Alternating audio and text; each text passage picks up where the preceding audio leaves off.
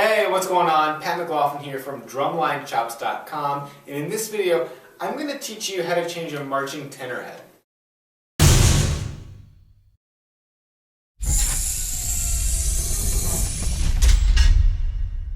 Alright, so to get started, all you need is A, a new drum head, and B, a T key. Right? And basically what you're going to want to start with is removing any type of stick bag or extra mounted cowbells or whatever else you may have on your tenors. Okay? So once I get rid of this stick bag, I'm just going to set it off to the side. Alright, so that loosens up or frees up the tension rods of any type of distraction or clutter that we're going to need to loosen them up. Alright? Now what I'm going to do is take the T key, start on one tension rod. Alright, I'm simply going to turn it a quarter turn to the left to loosen it up. Alright, once I'm done with that, I'm going to go straight across the drum to the other side and turn that tension rod 1/4 turn to the left. Now the reason we go straight across is to evenly release the tension from the head and the rim.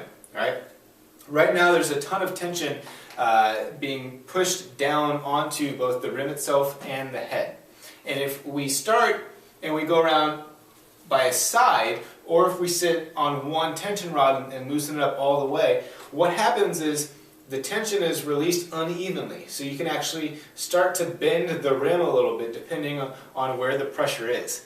And that can either lead to a cracked rim or a bent rim in severe cases. And in moderate cases, it'll just degrade the integrity of the rim, and over time it will weaken it. Alright, so we want to avoid that, and we do that by just simply ensuring that every single time we make an adjustment to one of these tension rods, we go and we do the same thing to the opposite side. Alright, so once we're done with that, we're going to go one tension rod over, loosen that up 1/4 turn to the left, and then across.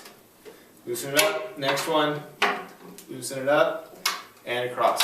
Okay, and you keep doing this process until the tension rods are all very, very loose, right? And it'll take a number of rotations. It'll probably take a couple minutes for you to actually get to the point where you can finish unscrewing them with your fingers, right? But for now, I'm just going to keep going on this, and I'll let you join back up with me once we're at the next step. Alright, so once you've loosened up all the tension rods and they are out of the lug casings, you're simply going to lift up the rim and the old head, okay? And you're going to put one hand underneath the head and separate the two, alright? So now that you're done with this old head, you can put it off to the side and get rid of it because you no longer need it. Now at this point, you'll notice a bunch of debris and dirt and dust has settled in between the rim and the bearing edge of the drum. Okay, so it's always a good idea whenever you change any drum head on any type of drum, just to grab a rag and wipe down the bearing edge and rim. Right, and this again just clears out all the dirt and clutter to ensure that for the new head, when you put the new head on, it has a nice clean contact with the bearing edge, so there's nothing in the way. Alright, and then again, with the inside of the rim, you just give that a wipe down. Make sure you get underneath that little lip there and clear out any old stick tape or stick splinters or dirt, anything like that. Okay? So once you've done that, you're going to get your new head. And you are going to set the new head in the position that you want it with the logo exactly where you want it. Right? So like to center mine between these front two tension rods up here. Right? At that point, you're going to set the rim back on top of the new head and on the new drum. Right?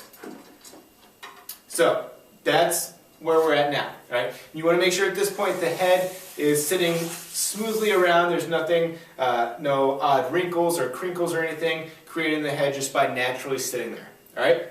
The next step is to grab your white lithium grease. Right? You can find this at any home improvement store. You can buy it offline, wherever. It's just basic white lithium grease. Right? And what we're going to do is put just a dab of this on the bottom of each and every tension rod. Right? So I'm just going to take one of these tension rods, I'm going to stick it in the top here, right, and just put a little bit on the end of it, right? And then I'm going to put it back down through the rim and into the lug casing and begin finger tightening it, right?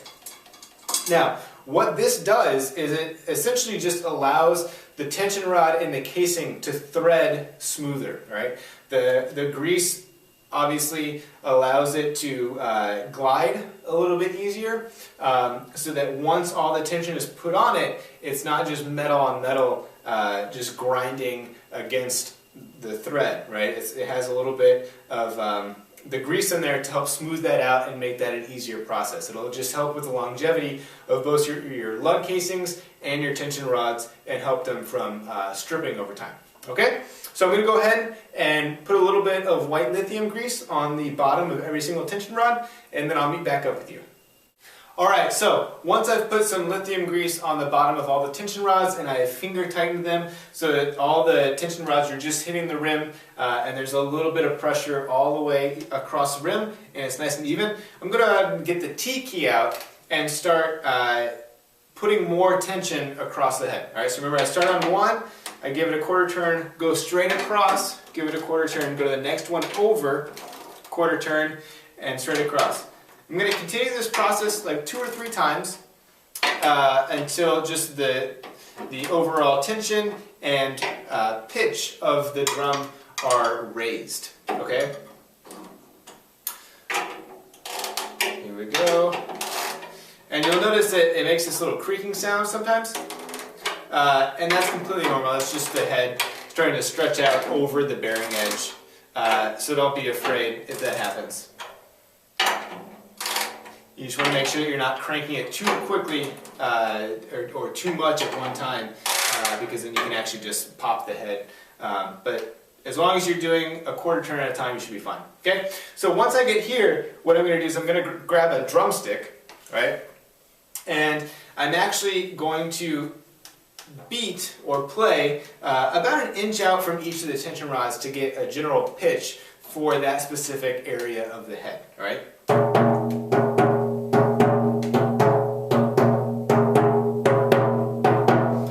So you can hear that these two were the lowest of the bunch, right? And again, you'll notice that the pressure is more or less evenly distributed across the head. So it makes sense that these two are corresponding with one another and are the lowest pitch of them all together, right? So what I'm going to do is just give those two a little bit more tension. All right, and then I'm going to go back around again.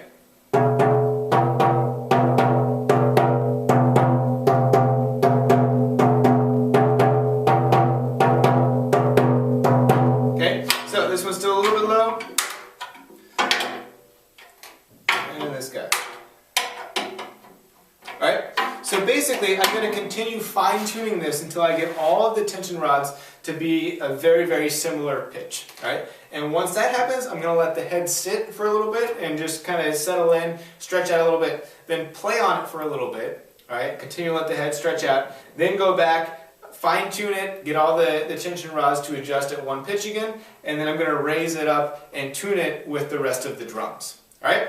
And obviously this is a different type of head than these. We're doing a complete changeover of all these heads, so all these drums will be changed to match the same type of drum head. Okay? And that's important because you want all the texture of all the drums to sound the same. While the pitches may be different, typically you want all of the textures of the drum to be the same.